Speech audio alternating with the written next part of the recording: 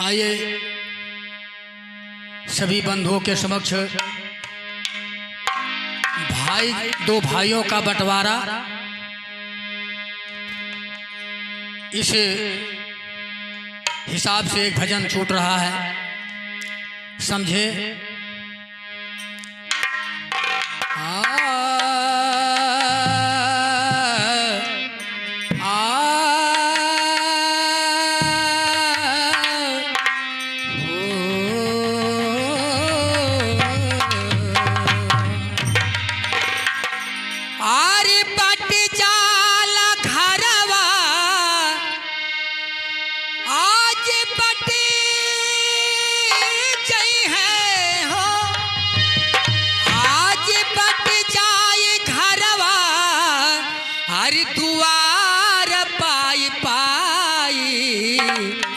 चकरा में दादा रही है, चकरा में माई।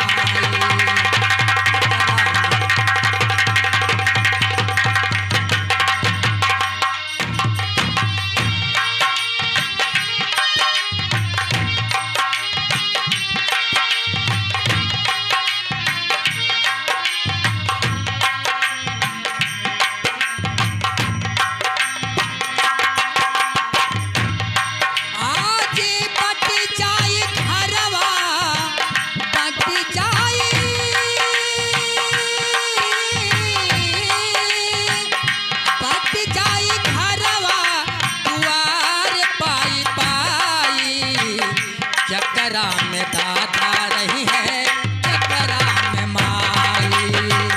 चकरा में दादा रही है, चकरा में माई। चकरा में दादा रही है, चकरा में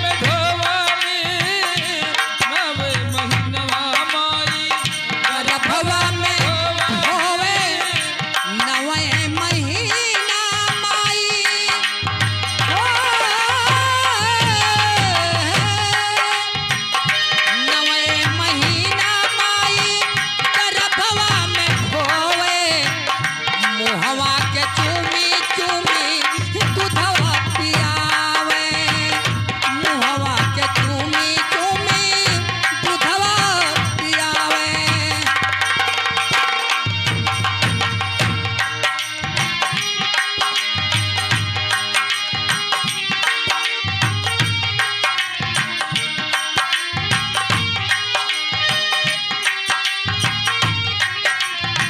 मुहवा के चूमी चूमी दूधवा पियावे, मुहवा के चूमी चूमी दूधवा पियावे।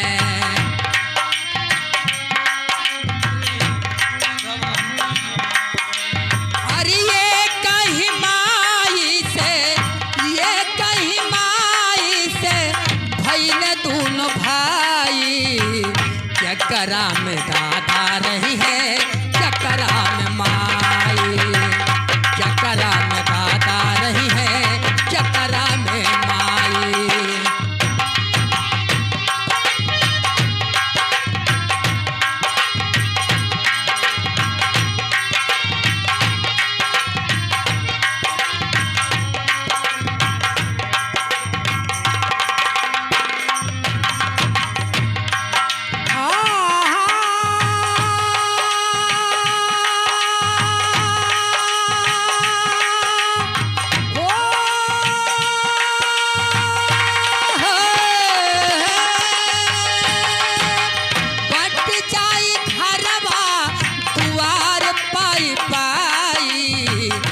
चकरा में दादा रही है, चकरा में माई।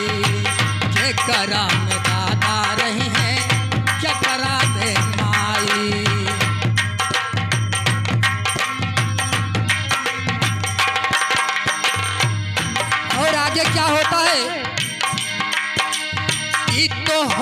के खातिर माई साहवर हनवा, तोहरा के खातिर माई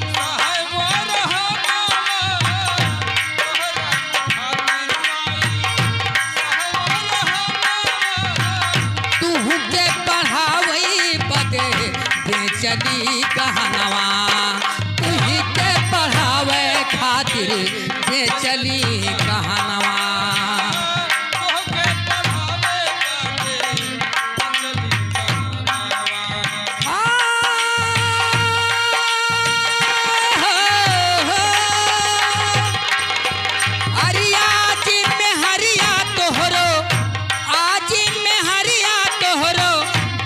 लक्ष्मी बाई चकरा में दादा रही है, चकरा में माई, चकरा में दादा रही है, चकरा में आज पट गई है घरवा दुआर पाई पाई, चकरा में दादा रही है, चकरा में माई हो, चकरा में दादा रही है, चकरा में माई।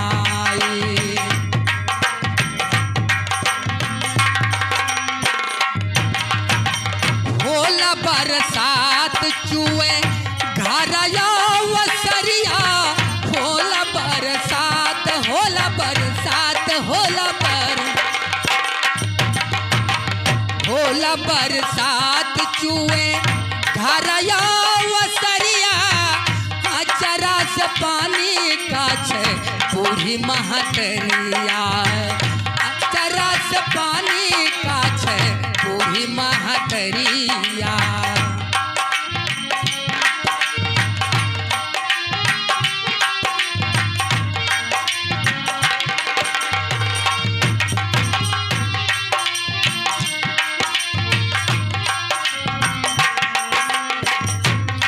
आज गिर गई जमीन मैया, गिर गई जमीन पे मैया, केहू ना उठाई, चकरा में दादा रही है, चकरा में माई, चकरा में दादा रही है, चकरा में माई।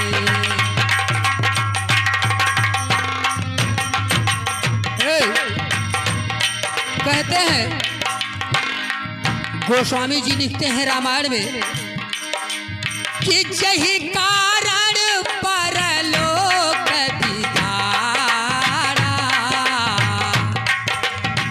सो सब होवत किनारा।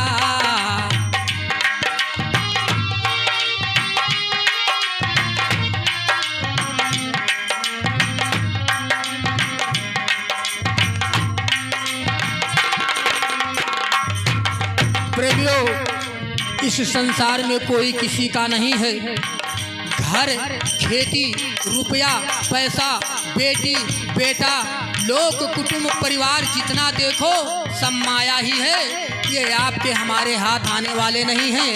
इसलिए हमारे श्री सद्गुरु साहब कहते हैं कि अपने स्वरूप को समझो, क्योंकि तुम्हारे इस स्वरूप के अंदर, तुम्हारे हाड़ मांस चमड़े के अंदर आखिर ये कौन सा शक्ति बोल रहा है?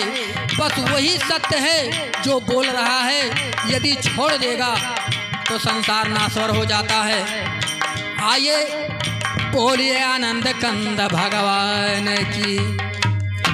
आइए छोटा सा भजन वैष्णव में लेकर के चल रहे हैं, ध्यान दे और आनंद ले। कहते हैं